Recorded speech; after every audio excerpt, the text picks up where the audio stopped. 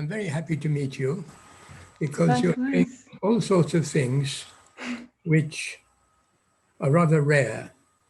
And the mission we've been given is to say what sort of future we want. And I ask myself, do you expect other people to have the same wish that you have, to be capable of doing what you are doing?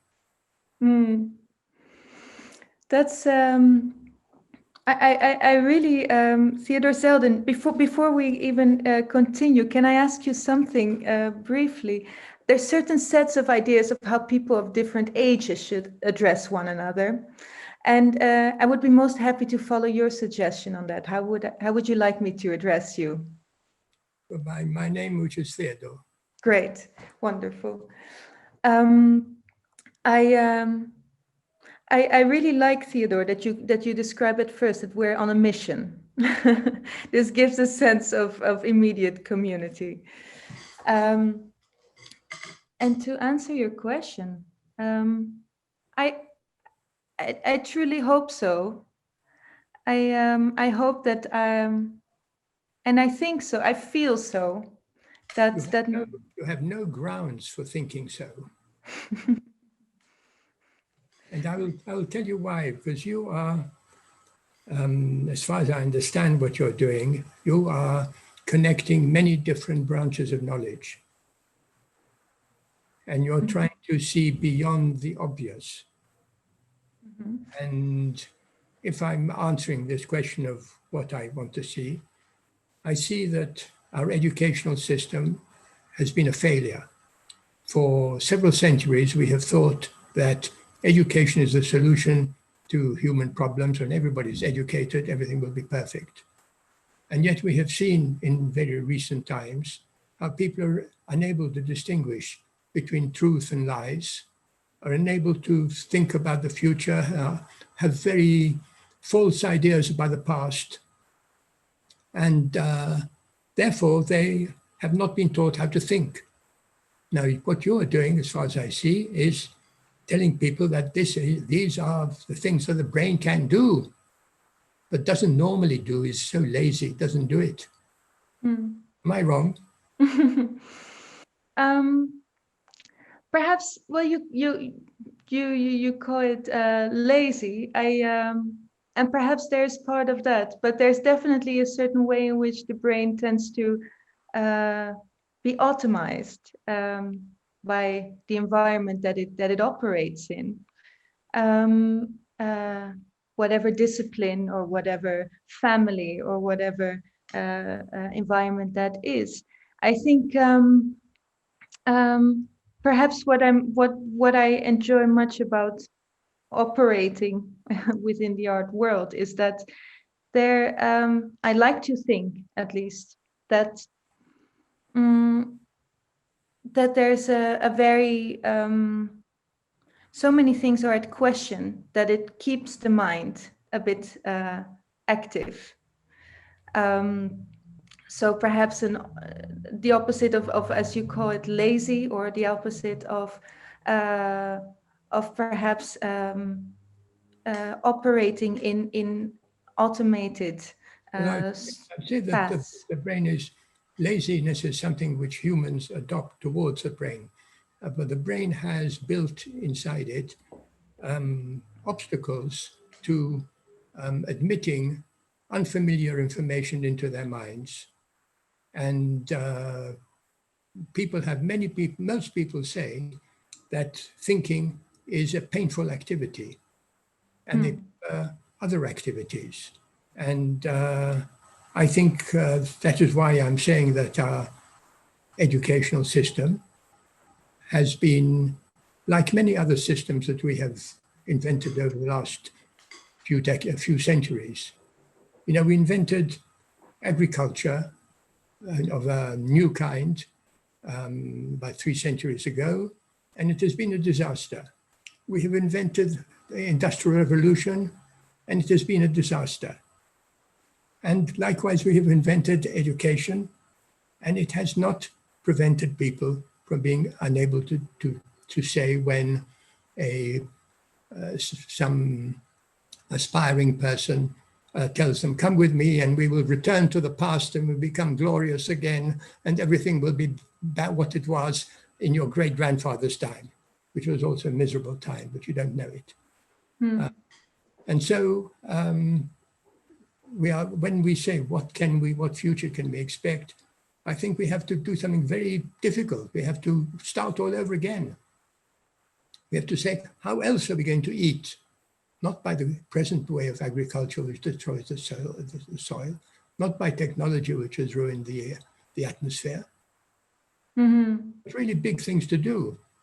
And that is only possible if people like you can encourage others to do what mindfulness does not encourage. Mindfulness encourages, which has become a sort of epidemic itself, of saying just prevent anxiety coming into your head.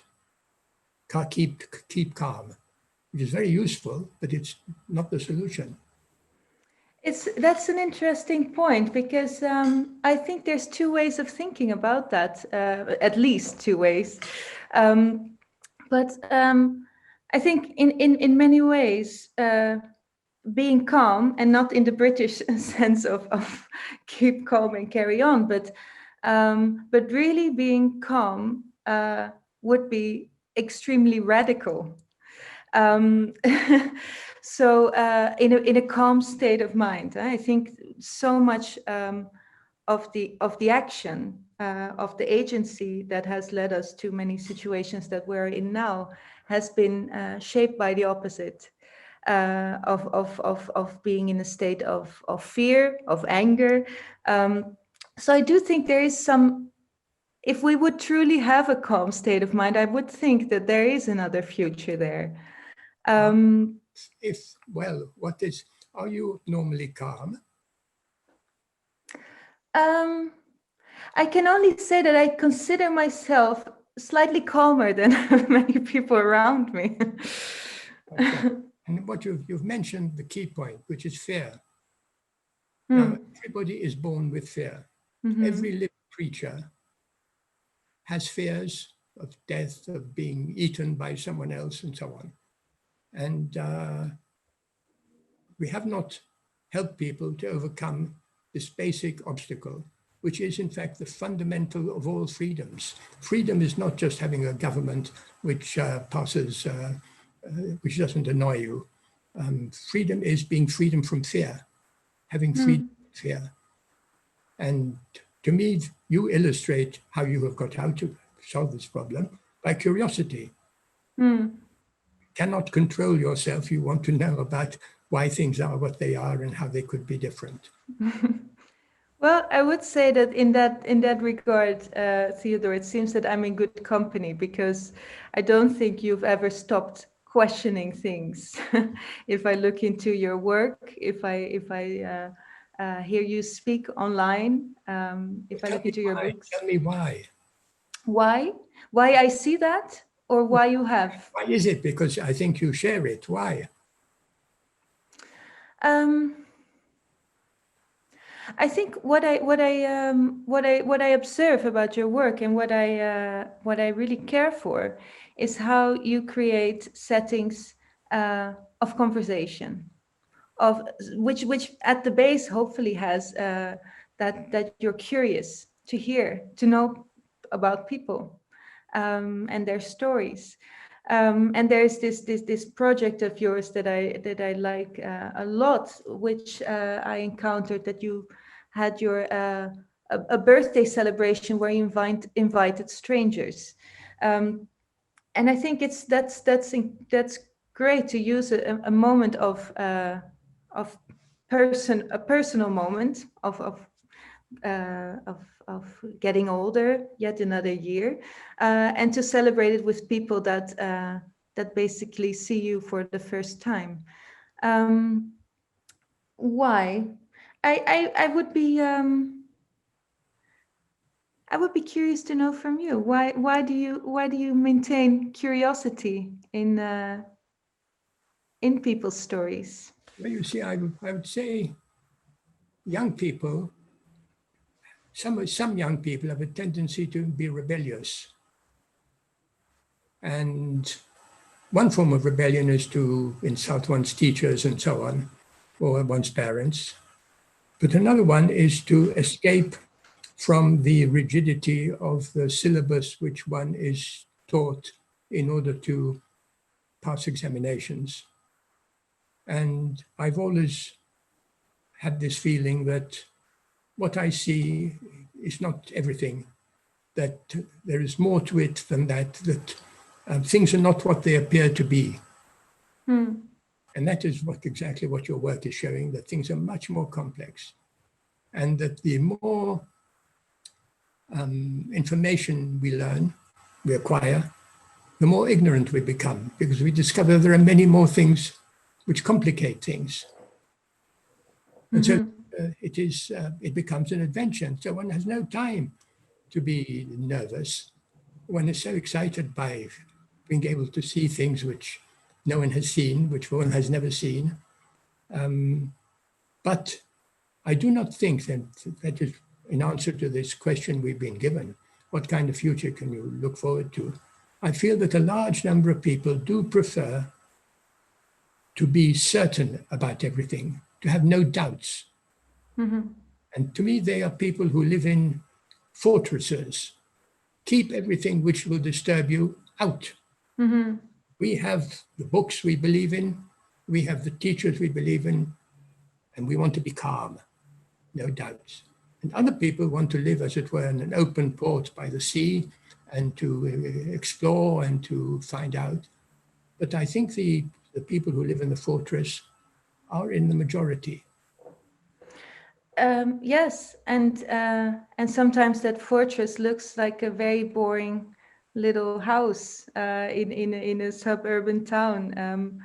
I think you know what you just said makes me think of the other day I was reading this incredible book by Robin. Let me see, it's behind me.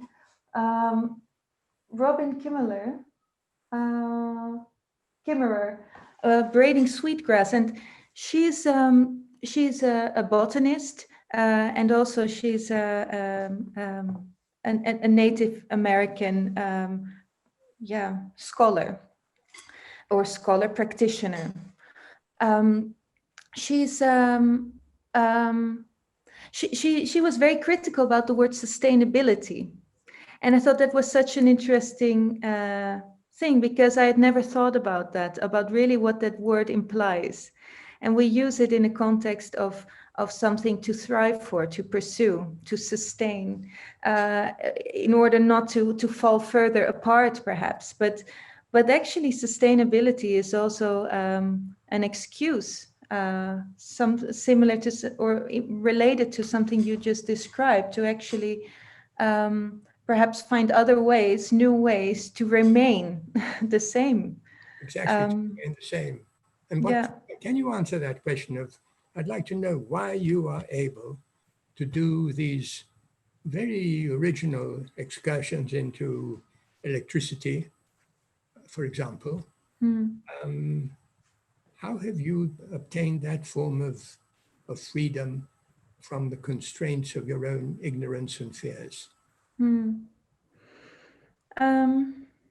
I mean, I probably have to give my my father or my parents some credit for creating space for curiosity, or not limiting space of curiosity on an early age. In fact, I think they're among the most curious people that I know. But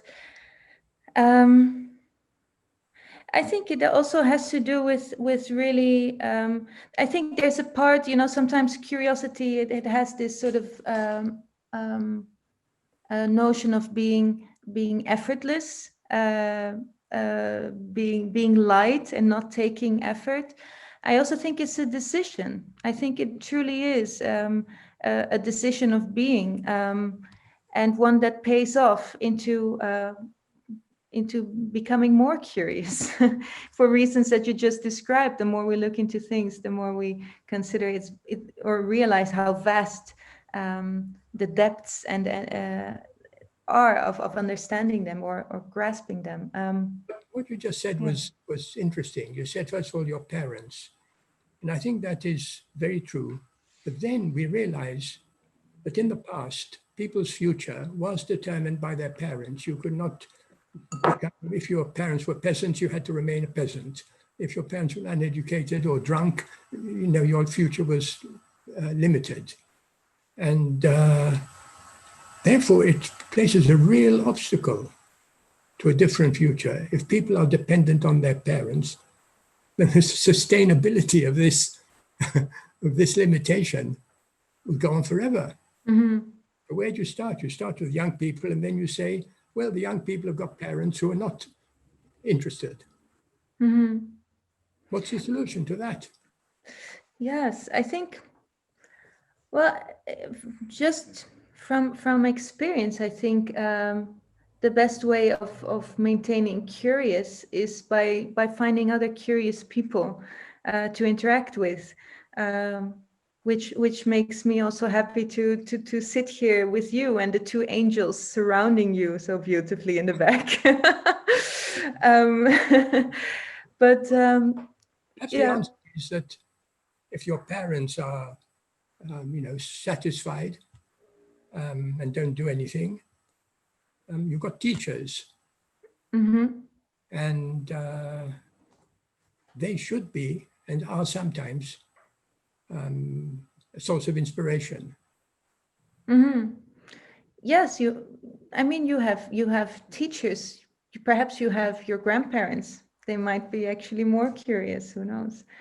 You have your neighbor kids. You have your the dog that might live in the household. Who is, I think The dog is very important. the dog is important. I would say so. Have you if you would look back in a way of relating to the question that you raised yourself right now, who have you learned or who has taught you curiosity? I don't know that anyone taught it to me. I could not help it. Mm-hmm. I think actually it is a natural phenomenon which every baby reveals. Babies want to know everything. They look at everything.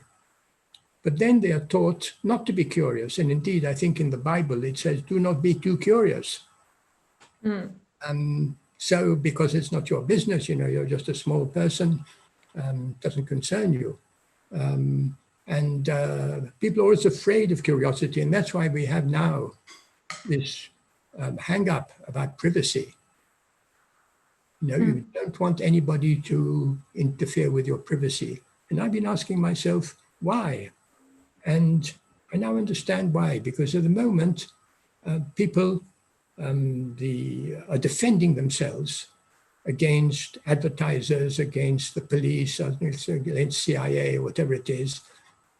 But they're not taking a reaction against it. They're not saying, you want to find out everything about me, and I don't like that. They don't say instead, I'm going to tell you who I think I am. And you are completely mistaken when you look at my internet activities. You're getting a false idea about me. This is who I am. In other words, we've got to be positive about it. There's nothing wrong with talking about oneself, because you have an idea of who you think you are or would like to be. And that is what I really like to discover from people. And that we are stuck, we're obsessed by technology becoming the enemy. It's an interesting differentiation that you mentioned, like who you are or who you'd like to be. Because definitely the algorithms who give us a sense of who we are and who respond to how we act give us very little possibility to become who we want to be, if that is anything differentiated from how we might now act, because it responds directly to that and feeds it. We talk about self-made men and women, don't we? Self-made. need to think about that, what it means to be self-made. I said, I suspect it is to be open to external influences, not to make oneself, but to be made by other people, self-made.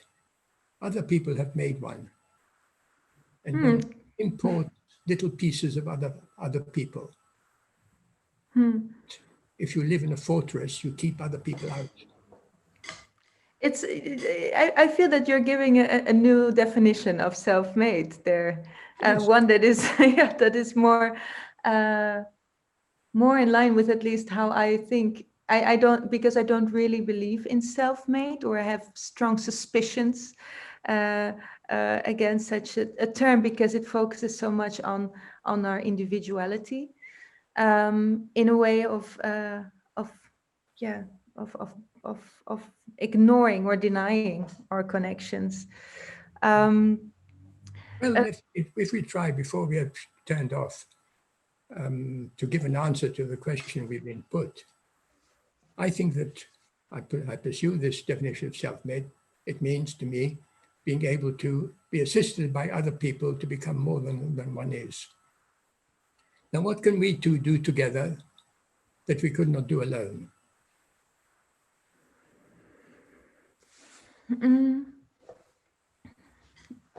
Have a conversation, I would say. Yes, but how are we going to make the world less disgusting?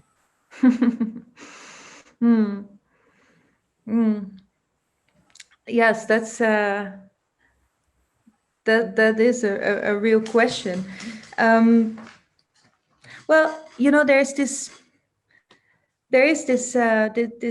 expression that the incredible Ocean Vuong, this American Vietnamese poet, has, which is that we tend to say how the future is in our hands, but actually he refrains this, or he rephrases it, and he says the future is in our mouths, and I think that is what we are in some way doing, or at least starting at here, or continuing probably, but of